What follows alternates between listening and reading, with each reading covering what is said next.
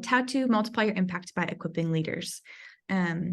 Mark is a thought leader in the coaching world, an author, a podcaster, and co-author of a best-selling book, Healthy Rhythms for Leaders.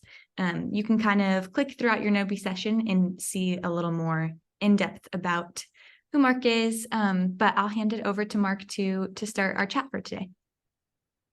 Thank you, Chloe. Thank you so much. And thanks to anyone who's joined. It's lovely to be here. I want to just go through a few habits and perspectives on how we might influence leaders in today's world. It's going to be very much, I'm a coach by heart. So it's going to be much really from a coaching posture rather than me talking at you and asking questions, and we'll see how we go. And I can add value to your questions, and also I'm here to learn as well. So feel free to speak up and ask me questions. These are all things that I use every day. You're going to see that. This isn't theory, this is practice. I'm very blessed and very fortunate to work with many types of leaders across the world on a daily basis. So I'm going to give you a bit of the thinking that goes on in my brain, and the many voices that are in my head. You'll get a chance to hear them. So really, and I want to look at what it means to be a clock builder versus a time teller. And I'll tell you a wee bit more about that as we go along. So first of all, you can see we've got a wee poll. I just wonder, do you see yourself as an influencer of leaders? Yes, no, or not sure.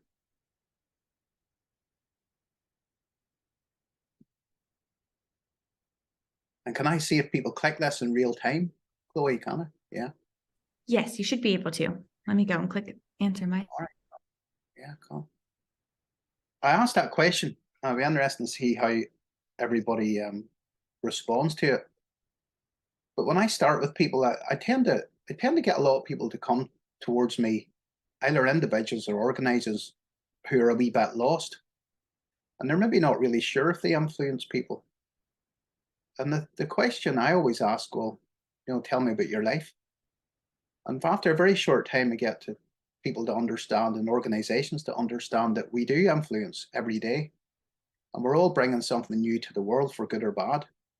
The cool thing is when we stop to think what we're bringing and how we're bringing something new to the world, and maybe gaining a perspective on how we influence people, our family, our friends, our neighbors, our work colleagues, our school friends. The reality is that we do influence, and we all have this magic power to influence in a way that our ancestors never had. So I'd encourage you from the get-go that you do influence leaders.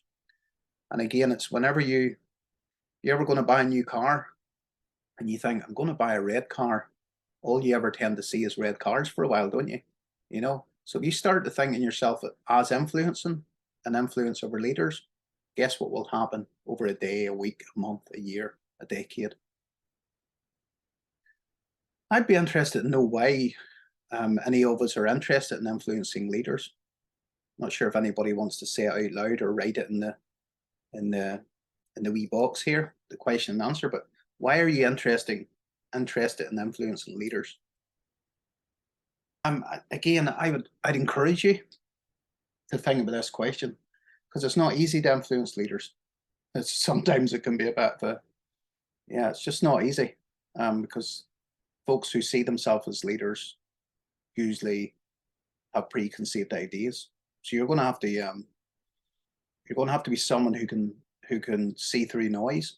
You're going to have to be someone who can have a vision. You're going to have to be someone that can lead in the ways that I'm going to describe to you.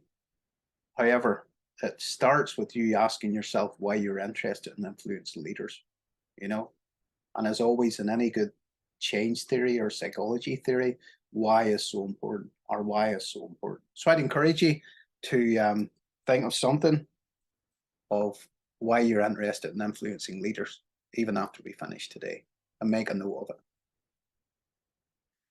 And who do you seek to influence? We're living in one of the most exciting times in history. The things that we can do, our parents couldn't do. They just couldn't. you know, I'm one of the last human beings that ever known the world without the internet, my generation. The rest generations coming after us won't know what it was like before the internet. We can influence in a way that no artist or author or filmmaker or whatever could ever have thought possible because of the internet. Who do I influence? I just made a list. My family, my friends, my neighbors. I lead an organization from Australia, even though I'm in Ireland. So I'm located in Ireland. I lead an organization in Australia. I teach in 4 educational institutions in 4 continents. I supervise doctoral students globally. I coach many types of leaders. I help business startups, CEOs, and folks who read my books, which are now published in English and Spanish and soon to be Cantonese. My parents could never have done that. My parents could never have influenced people the way that I am able to influence people, in the way that you're able to influence people. And again, that's something that once you get that you've got that power to influence, you don't need another degree, you don't need permission from anybody, you don't need more accreditation, you don't need more training. You've got that ability to influence in a way that has never been possible before. So again, I've got a question there. Who do you seek? Who do you seek to influence? Because that's when we start to drill into things. When I'm having a coaching session with someone who, maybe a CEO who's looking for a change of direction, it's one of the questions I'm asking: who do you seek to influence? They've got all this experience in business, but they don't really know who they seek to influence. If I'm talking to a church leader, maybe they're wanting to plant new churches or whatever, who do they seek to influence? Who do they seek to make change in their lives? This is such an important question, you know? So again, I consider you to, after our time or during our time or the questions at the end, think about who do you seek to influence? I'd love you to look at this photo here for a minute. This is something I use a lot, and I referred to at the start. Maybe for hundreds of years, whenever people were telling the time, folks were employed to tell the time. Actually, towns would employ people to go about and shout out the time. And this building here is Big Ben in London, in England. So someone once decided that they maybe wouldn't focus on people telling the time, but they'd start to build clocks. So Big Ben was built, and before it and after it, we have clocks built in every town square across the world, in a way that people could tell it or know what time it is because someone built a clock. And I just love you to start thinking about that in your life. If we had more time, I would start to ask, you know, what things do you do every day? It's more about telling the time. It's more just about managing what you have. And what are you doing that is building a clock, that's leadership, that's going to last out, that's going to outlast you. And I just said, leaders build the future as they go. They build the clocks as they go. Managers manage the status quo. Not everyone's made to be a leader, you know. They're just not, because you're building the future as you go. You're building clocks. You're also saying to people that something's wrong. You can't innovate perfection. So leaders improve on things, and also they see things that managers don't see, that people who love the status quo don't see. So again, ask yourself, what clock building activities are you doing in your life? And I'm going to help you with that a wee bit by just giving you 6 postures for building a clock in your life and your career, wherever it is that your focus is. And I'd humbly suggest, whatever type of clock you're building, however small or big, you're going to have to influence someone. Whether it's a family member, a bank manager, a customer, a client, you're going to influence someone in a leadership position. So what might we need to build a clock? I've got 6 things here that I'm going to share with you. Again, I just wrote this because it's in one of my books. To be an individual is not to be a Robinson Crusoe, but to be placed at a certain time and place amongst other humans. As you go on this journey of influence, you're not by yourself. You're in amongst humans. And Yeah, and it's worth knowing that your effect in the world is directly tied to the impact it has on other human beings. Hope. I just see hope as the most important thing we can ever have in life. Whatever that hope comes from, whether it's a faith or what it is, or whatever it is you garner hope from. Without hope, you don't have much. You know, in the classical Greek myth, when Pandora opens the box, the only thing that's left inside is hope. Hope is all we have, and hope is what's going to sustain you through the tough times. Hope is going to sustain you through all the times when people don't believe in you, all the times when you maybe even don't believe in yourself. You know, I just wrote there about Star Wars, and when the rebellion were facing overwhelming odds against them, and the main character, Jyn Erso, reminds them, we have hope, and rebellions are built in hope. What we need more in the world at the minute is hopeful leaders. We really need hopeful leaders in every space in our world, in every education space, in every business space. You name it, we need hopeful leaders. People, we need dealers of hope.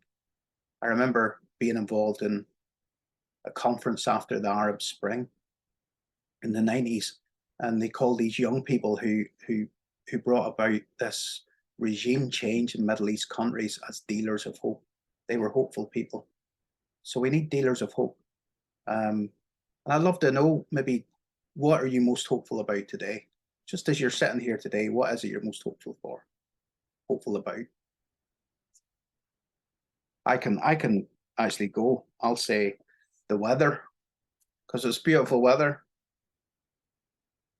Oh, I'm grateful for yourselves. And I'm actually really grateful for the internet that we can talk today. So I'll share that. And if you guys want to share something, see if I can view this. Yeah, I can see it. Any of the rest of you hopeful about anything?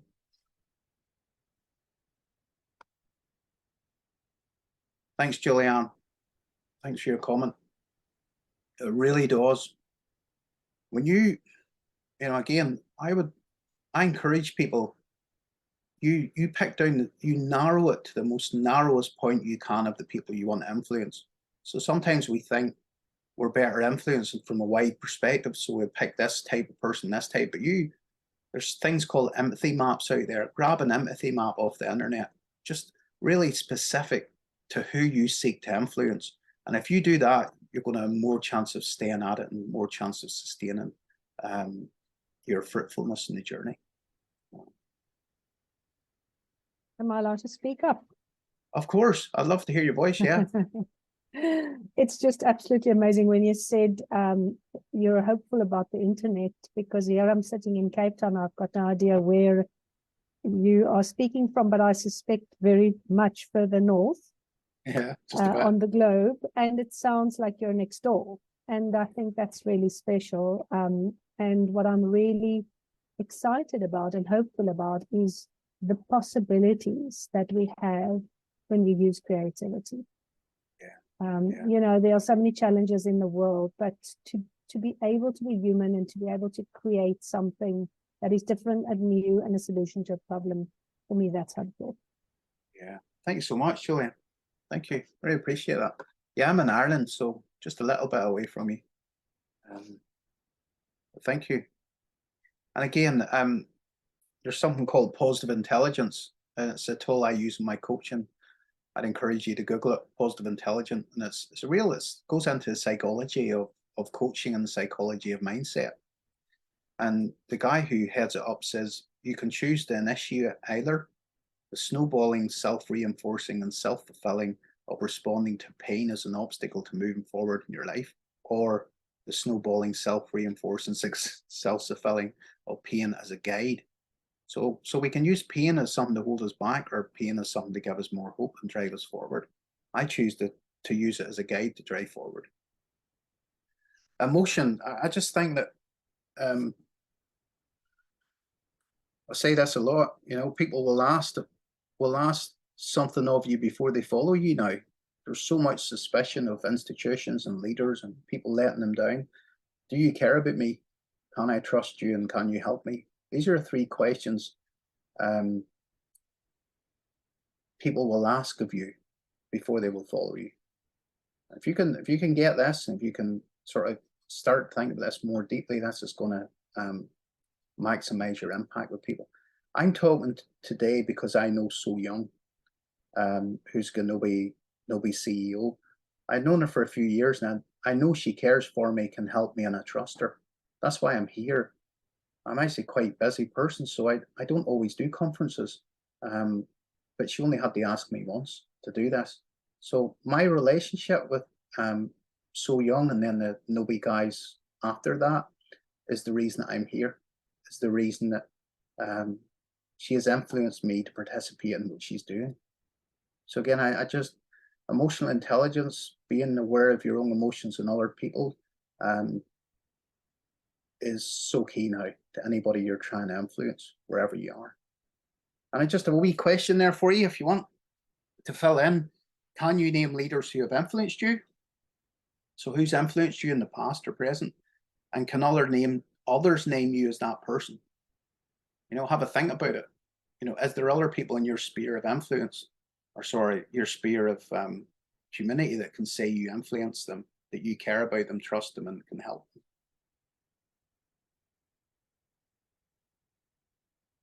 I used Captain Kirk because I thought Captain Kirk was like the worst leader ever, because he was always about himself, and it was always about who he was, and he was made all the decisions, and females were very much in the background and everything else. And we've seen how Star Trek emerged to Captain Pico and the different captains to they emerged the teams and people who sat around tables and made collaborative decisions together. That's where we are now. We've moved beyond this one great leader that can lead us. People don't want that. They might want it if you're trying to marginalize them or trying to get them to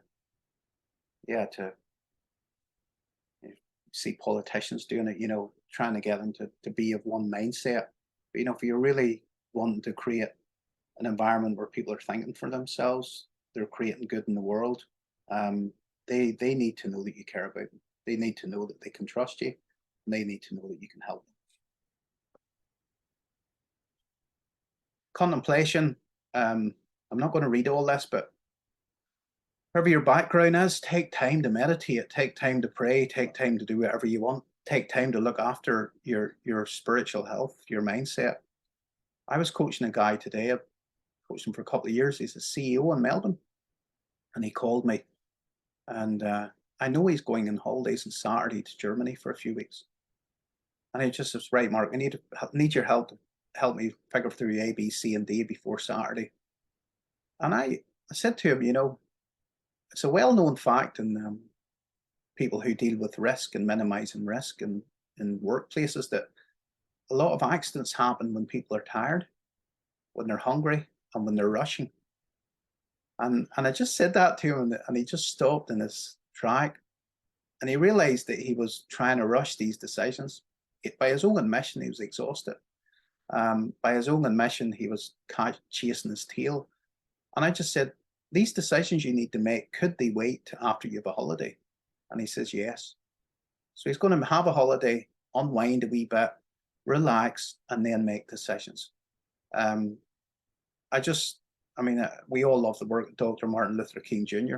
You know, that he was about to throw it all in one night. He just threw it all in one night. He was going to say, I can't cope.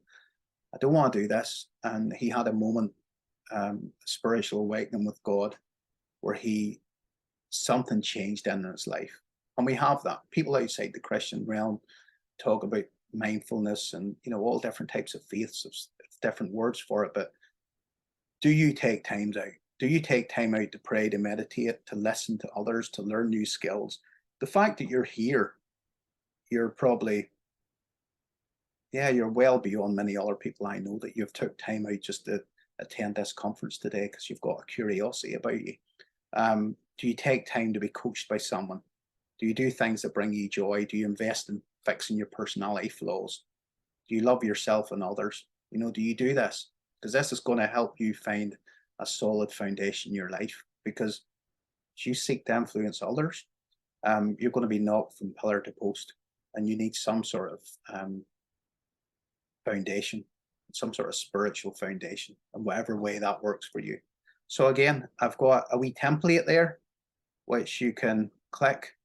Don't know where that just came up, but it's basically a Word document, and it's a template for you to write out. I call it an ebb and flow of life. I live beside the sea, so I see the sea coming in and out all the time. So I talk about how we do things that we can breathe in and give us life, and breathe out and influence the world. And on the platform here, you can also write stuff in it, you know, so in your own time. So I'm nearly finished. This is a practical one. This is something out of software world called Moscow. It's a time, you know, I find with many folks who are leaders, including myself, you can waste your time. You really can. And, you know, it's easy to go down a road and look at Instagram stories for an hour every day. We all do it. But, you know, you really need ways that you're going to maximize your time. And from the software industry, they found when the money moved from being made from computers to being made from coding, they needed ways to figure out how the programmers could prioritize which lines of code needed to be written. So they came up with different ways of doing project management. And one of the tools they used was Moscow. And they looked at what they had to do, and they looked at what they must do, should do, could do, and won't do. I'm not going to go into it all in detail, but I use this all the time. I use this for all walks of my life. Business, you can use it for planning a holiday. You can use it for anything. You can use it for, it's a way of prioritizing what you need to do next. So you could get up in the morning and say, this is what I must do, should do, could do, won't do.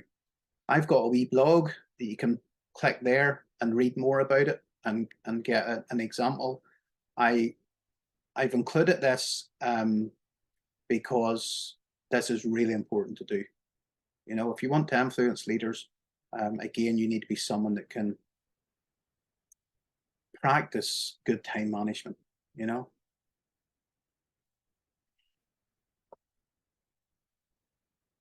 Legacy. I always tell the story that, you know, media, sometimes even our family and, you know, our environment tell us that we're not much, we're very small, we don't matter.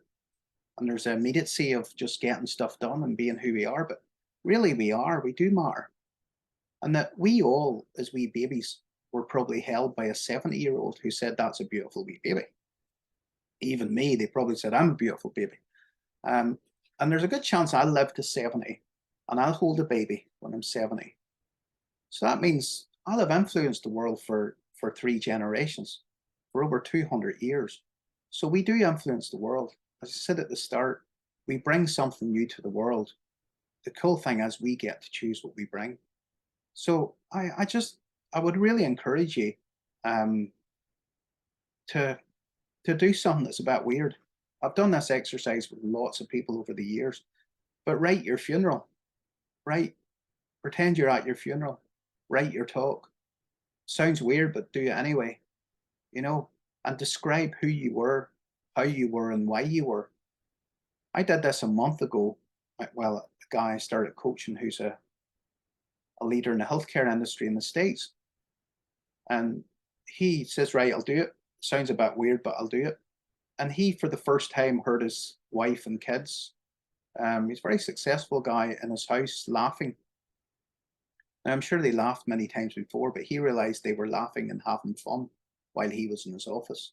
And he spends a lot of time in his home office, not laughing and having fun. So as he was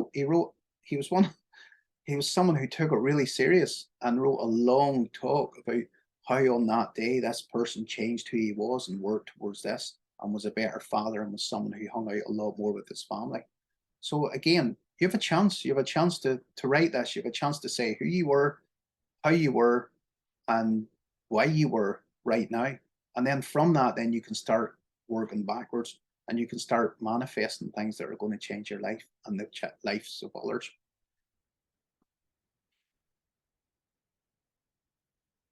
Coaching, yeah, I'm going to say that anyway, but I just, you know, you'll see in lots of universities, lots of workplaces, the word leadership's being replaced by the word coaching.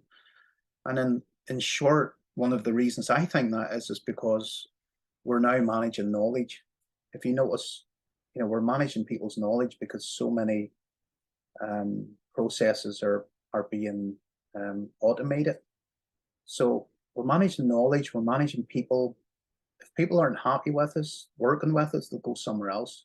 You know, if they want to, people who are good, the creative people, the thinkers, the people that we need to see the problems and turn them into questions and help us develop, they will not stay in an organization any longer unless they're growing. And what happens is you will be left with the people who are happy with the status quo. You'll be left with the time tellers. And time tellers lead to organizations that go stale and maybe fail. You know, the clock builders will keep, they will leave you. So coaching, you can see it in every part of the world now. And the bottom line for me is that we all should be both coaching others and also in a coaching relationship where someone is coaching us. If you can't afford it or you don't have the money for an investment, that's okay. Download questions off the internet, get with a friend, say to them, can we ask these coaching questions, meet for coffee once a week and ask these questions? Because here's what coaching does. Coaching provides equal levels of accountability and creativity, you know? So it's support and creativity, accountability and creativity. And having that in your life is a game changer. I coach people and it's incredible. It's incredible. I said at the start, I'm not sure if I said, but I don't advertise. I don't go looking for work. I don't have to anymore. People come to me. I say no to anybody who doesn't want to bring something new to the world. Only work with people who aren't sure, but are very curious about bringing something new to the world, because I can help them then with equal levels of accountability and creativity. So you as a leader, I just suggest that it's good for you to model coaching and a coaching approach to how you lead, and then a coaching approach to how someone coaches you and how you spend your life, or sorry, develop your life. And you'll notice a change. You just notice a change. I just put the research there. There is research now, loads of research about the benefits of it. Because what it does is it puts the power on other. You don't take the power off people. Good coaching lets the power stay with someone to make decisions for what needs to be done next. So I think that's all my stuff. If anybody wants to ask questions or have a conversation. And I just, you know, I say today is the day you can choose to manifest the rest of your life. I believe this stuff. Like I've friggin' seen peace come to Northern Ireland in my lifetime. You know, I've helped create charities in Uganda. I've helped friggin' plant hundreds of churches and train thousands of leaders across the world. I coach some of the most amazing people that I've ever met. You know, I believe that we have a choice in life to manifest stuff. We really do. And the people who get that, you're just going to be one step ahead in your mindset of other people. So that's me. I've talked a lot. Anybody got any questions or comments or insights or?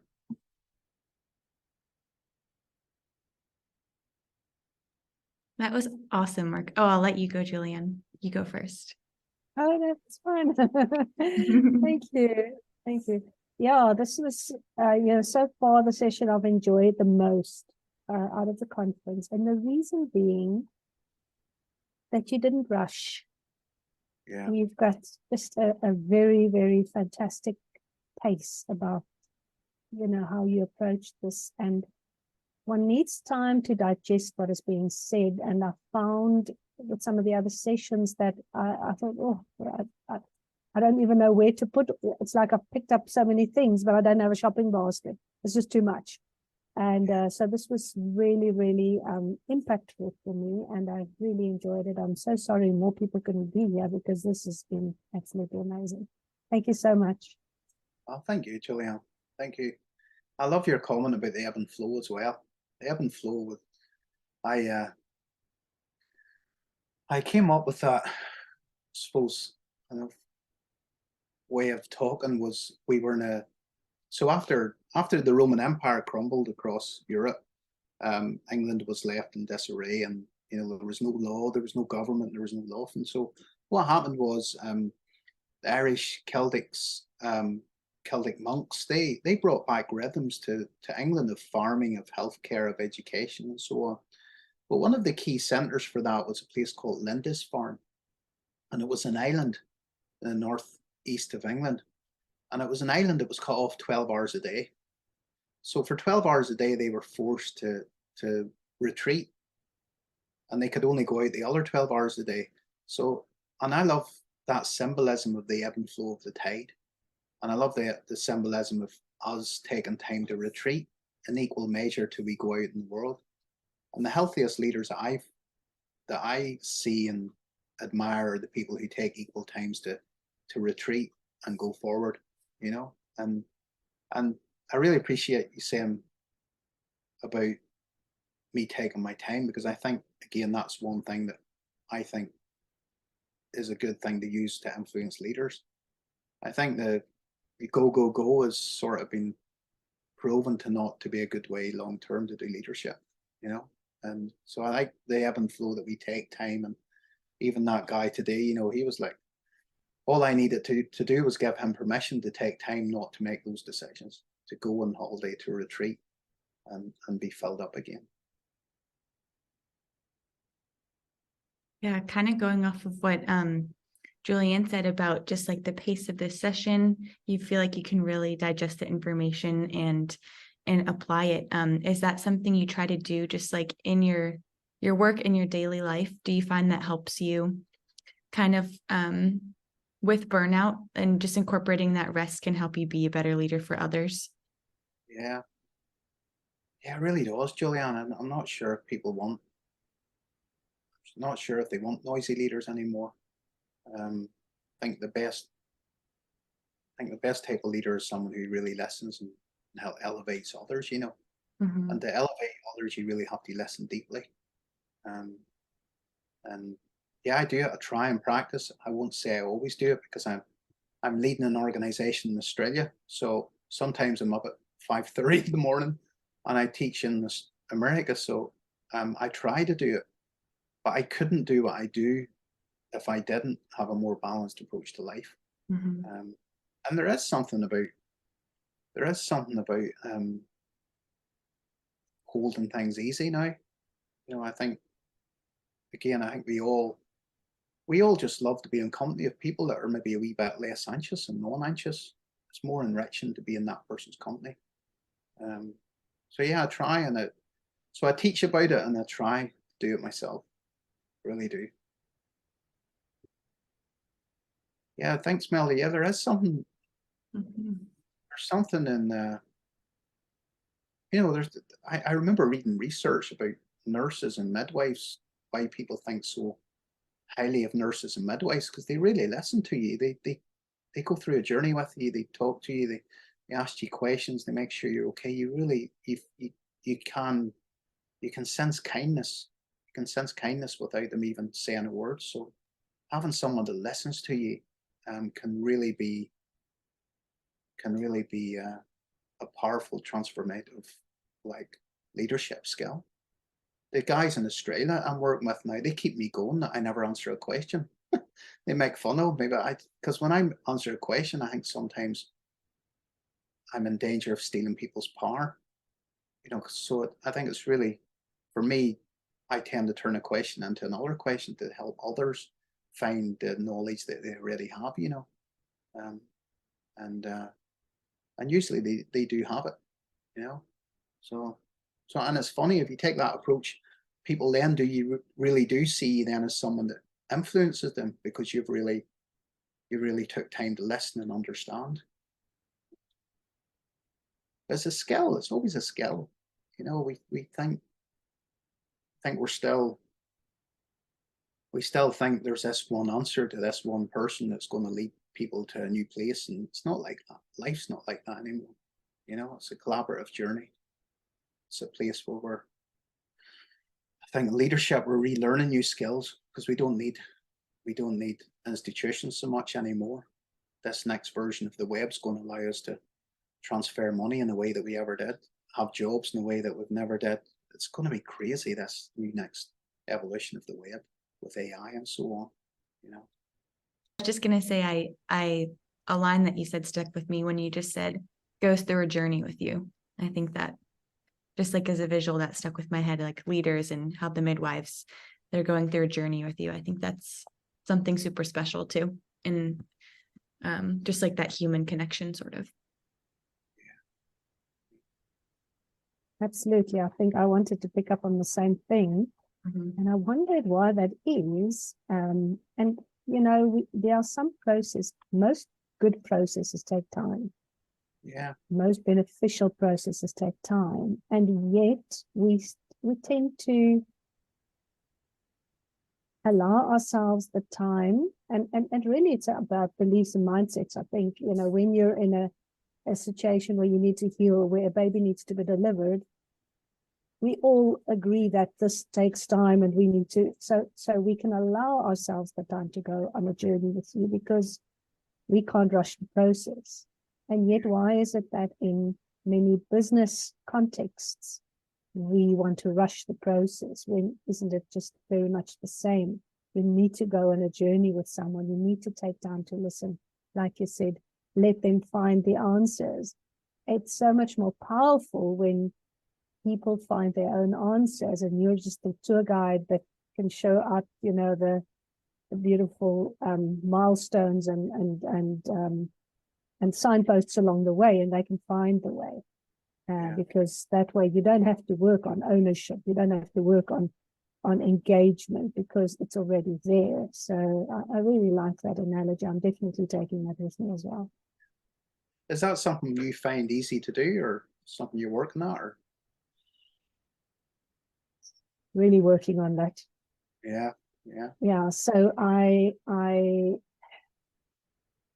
think for many years we're stuck in the habit of wanting to give the answer, and it's really just rooted in pride and wanting to look amazing. And it's not about me. It's not about me. It's about the other person. It's about the process. So it's irrelevant whether I think I have the answer. Who knows whether that is the correct answer anyway. Because they need to discover that for themselves. I hear you. It's an interesting thing, isn't it?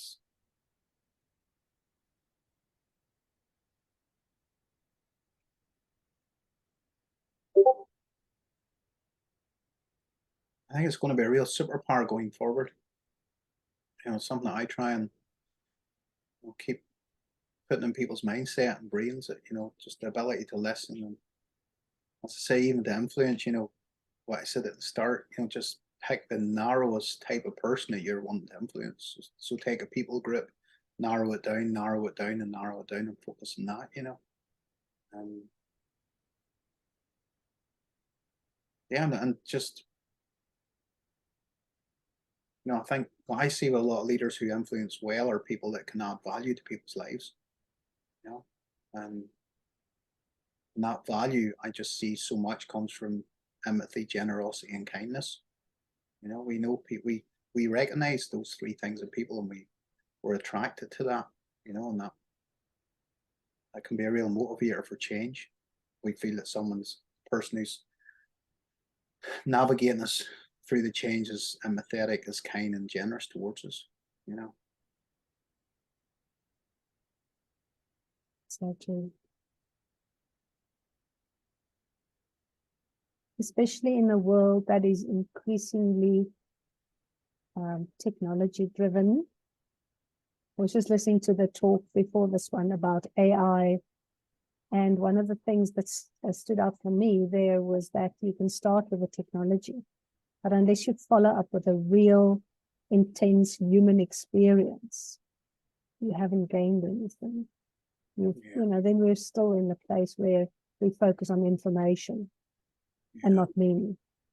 Yeah, it's going to be fascinating, isn't it? And I coach a guy, I coach coaches as well who want to grow their own coaching business. I coached a guy who basically asked AI to design a curriculum for coaching a certain type of person and the questions. And I went, and I put it out, and he sold that curriculum. Like he's like, what is going on here? Like, you know, just, so it's going to be interesting, isn't it? Just where this is going to take us. And yeah, you know, for every reaction, there has to be an equal reaction. So I see anybody that's in the health and wellness industry is just going to keep going up. Anybody that's in the mindfulness industry, the spiritual retreat stuff, people are going to be searching even more for what it means to be human and what it means to have an existential existence outside of the AI and all this, all the different stuff that we're doing with technology. So that's why I see it. That's why, you know, I'm a very hopeful person about the solutions that we'll keep coming up with for human existence, even, you know, even with the emergence of AI and so on, you know.